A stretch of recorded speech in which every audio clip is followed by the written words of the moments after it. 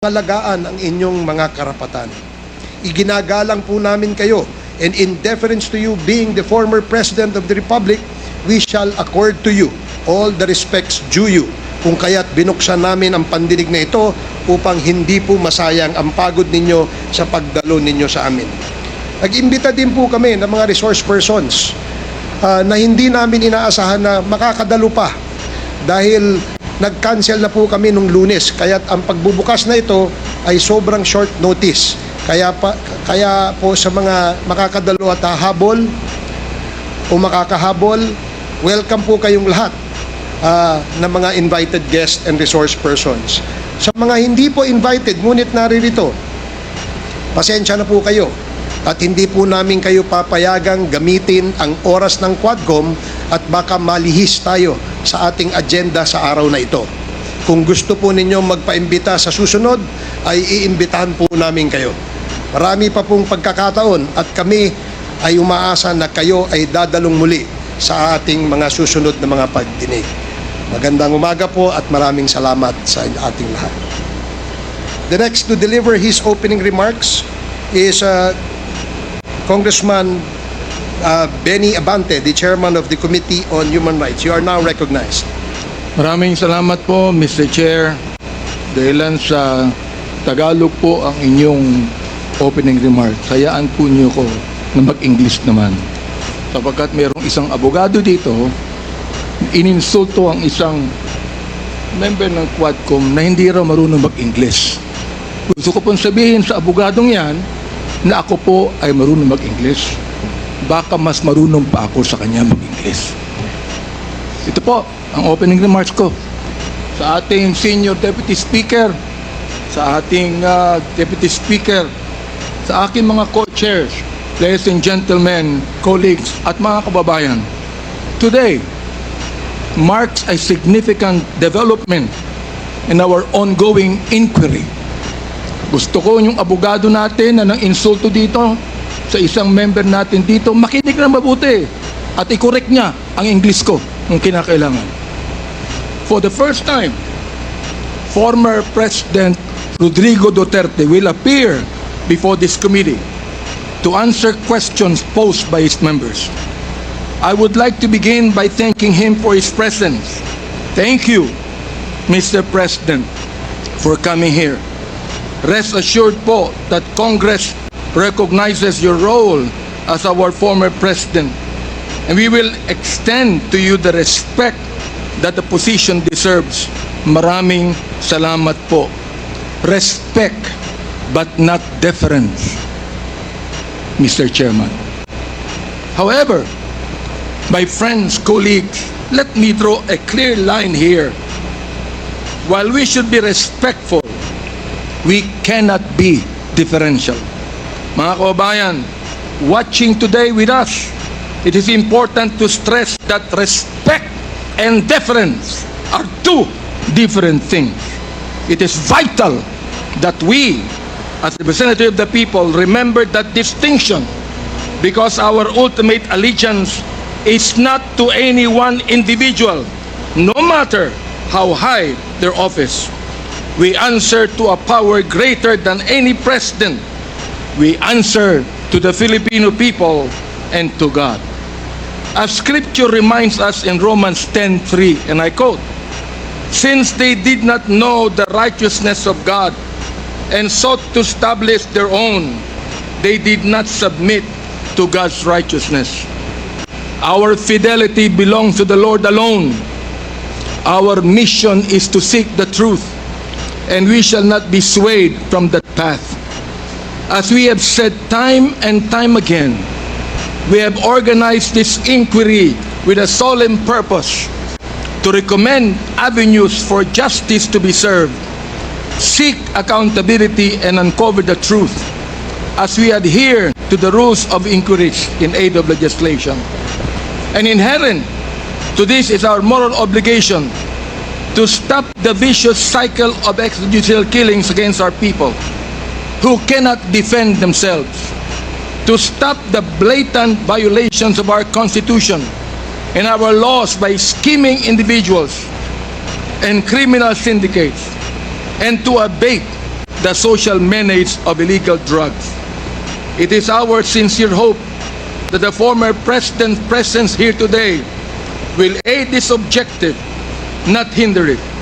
Today, we ask everyone here, including the former president, to speak openly and honestly, as this inquiry's goal is not to cast blame for its own sake, but to serve the cause of justice.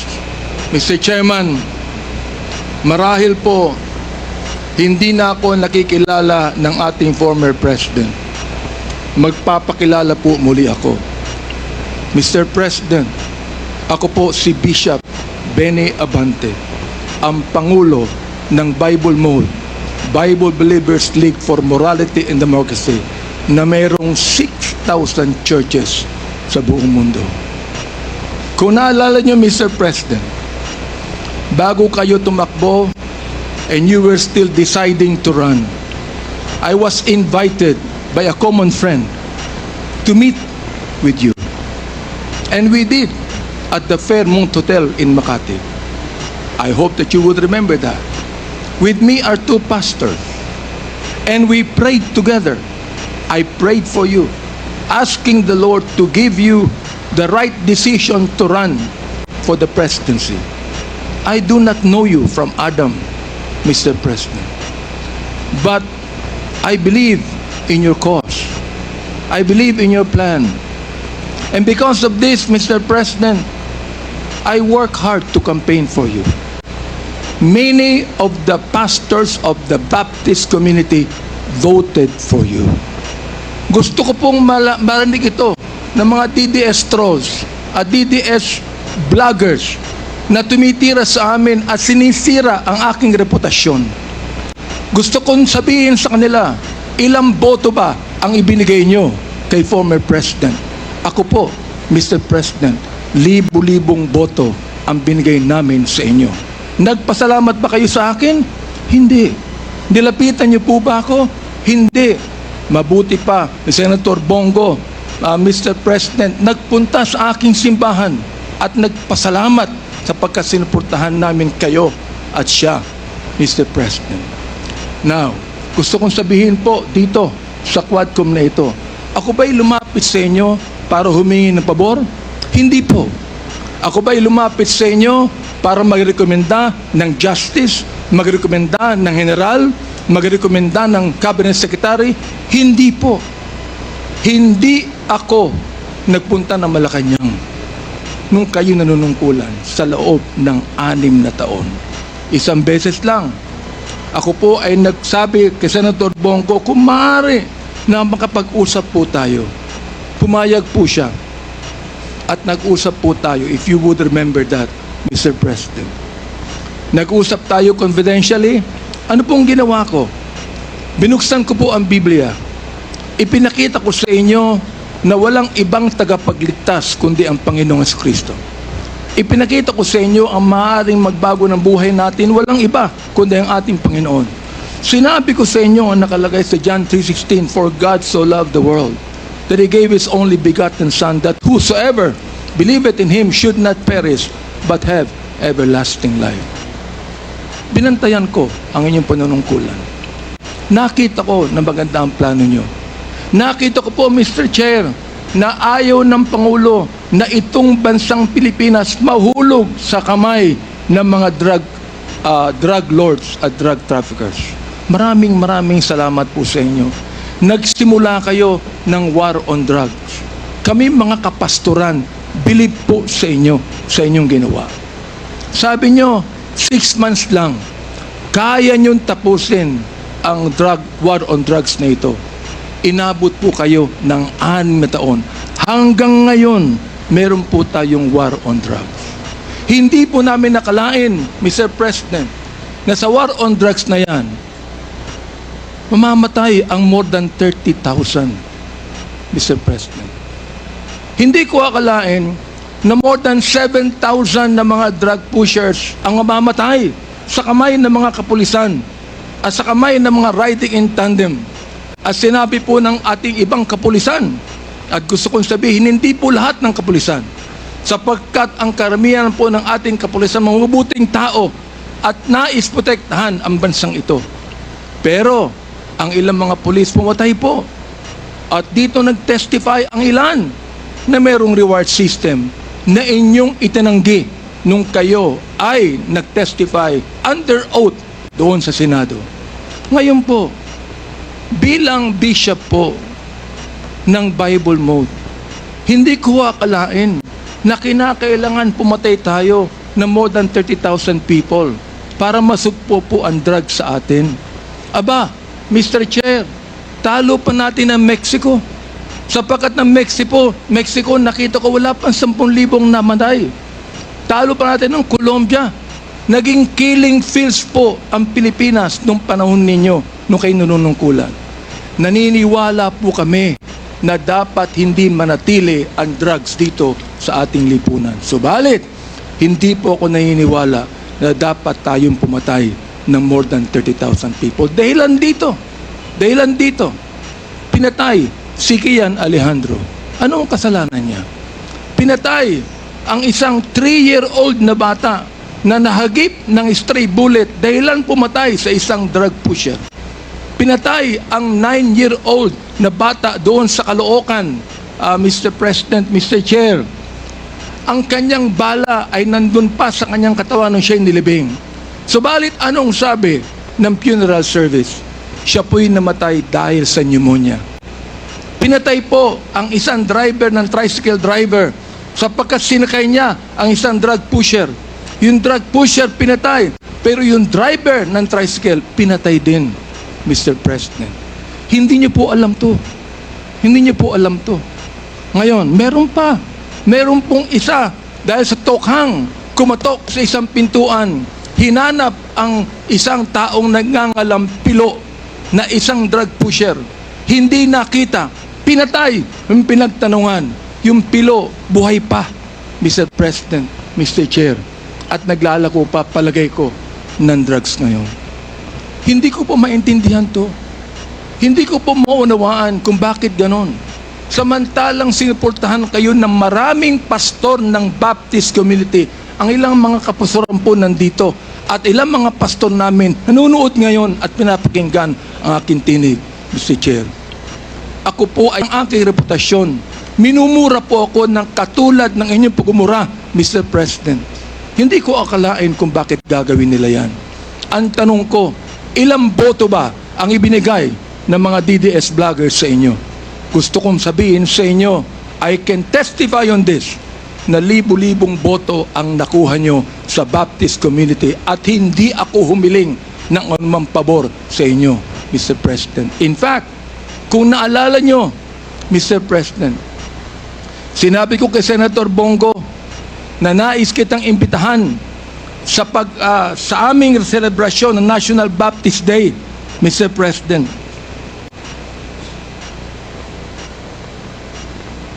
Dihinto ko lang po yung pakikipag-usap na ito ni Delga sa ating presidente para po makapakinig po sa akin ng tama. Inimbitahan ko kayo. Nagpunta ho kayo, Mr. President. Doon po sa SMX, nakita nyo ang 7,000 na mga Baptist leaders na nakinig po sa inyo. Sa inyong speech, Mr. President. Oo. Doon po sa speech ninyo, sa harapan po ng mga bishop at ng mga pastor, nagmumura kayo. Pinagbigyan po namin kayo. Kahit na hindi maganda sa amin makarinig ng mura, pinagbigyan po namin kayo dahil kayo ang Pangulo at dapat namin kayong respeto, Mr. President.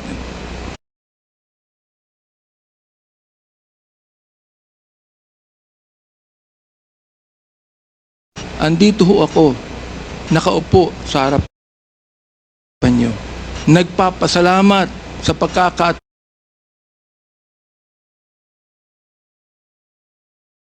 ito na masabi ko ng buong katapatan sa inyo ang ginawa ng more than 6,000 na mga kapastoran ng Bible Mode para sa inyong eleksyon bilang Pangulo ng Pilipinas. Nung akin pong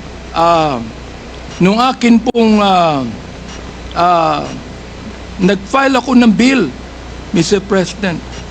Yung pong tinatawag nating Republic Act 11897, an act declaring the second Thursday of January of every year as special working holiday to be known as National Baptist Day.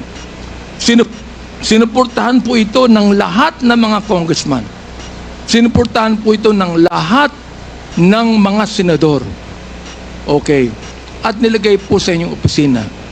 Pinirmahan nyo ba ang bill na yan? Hindi po. Naging batas yan because it lapsed into law after 30 days. Pero, okay lang po sa amin yun. Okay lang po sa amin yun. Yun na lang siguro ang maaaring pasalamat ninyo, Mr. President, sa amin. Bilang pagboto namin sa inyo ng mga libo-libo mga Baptist leaders at Baptist members sa buong kapuluan. Hanggang ngayon, nirerespeto po kayo ng aming kapastoran. Hanggang ngayon, pati yung kapastoran po namin sa Mindanao, ginagalang kayo. Marami kami pastor sa Davao na ginagalang po kayo. Bakit po? Sapagkat kayo ay naging Pangulo ng Pilipinas.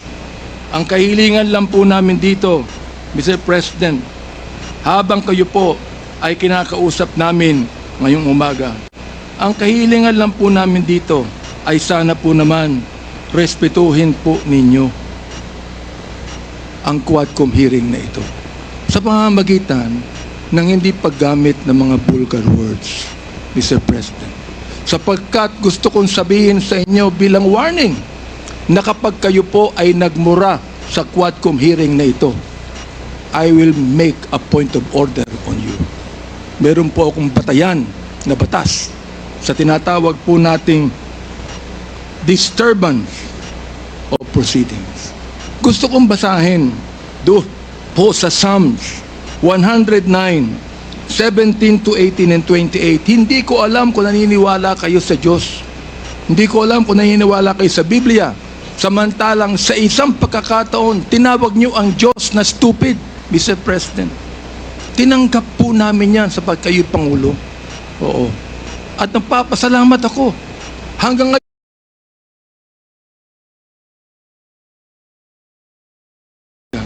pero ito po, gusto kong basahin sa inyo bilang isa rin namang warning. Sa wikang Tagalog, babasahin ko. Sapagkat iniisip niya, ang manumpa, ang magsabi ng masama, kaya darating yaon sa kanya, sapagkat hindi siya nalugod sa pagpapala, kaya't malayo yaon sa kanya. Dahil binihisan niya ang sarili niya ng pagsabi ng masama, o pagsumpa na gaya ng kanyang sariling damit, yaoy papasok sa kanyang kalooban na gaya ng tubig at gaya ng langit sa kanyang mga buto. Hayaang sumumpa sila. Hayaang sila ay magmura. Ngunit magpala ka. Ang kahilingan po namin ngayon, Mr. President, sana po, imbis na mura ang marinig namin sa inyo, sana po, bigyan nyo kami ng pagpapala sa Quadcom na ito. Sapagkat hindi personalidad ang tinutukoy namin dito. Ang tinutukoy po natin ito, issue na kinakailangan po natin tuldukan sapagkat ito po'y kailangan ng ating bayan. Kapag sila'y bumangon, sila'y mapapahiya, ngunit ang iyong lingkod ay magagalak. Yan po ang sinabi sa Salmo, Mr. Chair, Mr. President. Salamat po sapagkat hinayaan niyo ako na magsabi sa inyo ng buong katapatan na walang halong anumang pagkukunwari, Mr. President. Ginagalang ko pa rin po kayo. Hindi po dahilan ay kayo, kundi dahilan sa minsan naging Pangulo kayo ng Pilipinas. Kaya nga po ang aking opening remarks is what? Respect, not deference. We are not here to give you obeisance. We are not here to give you obedience. We are not here to submit to you. We are here as equal members of this House, Mr. President, Mr. Former President. You are now a private citizen. And I hope and pray that you would give us equal respect as we give you equal respect today. Maraming salamat po, Mr. Chair. Thank you.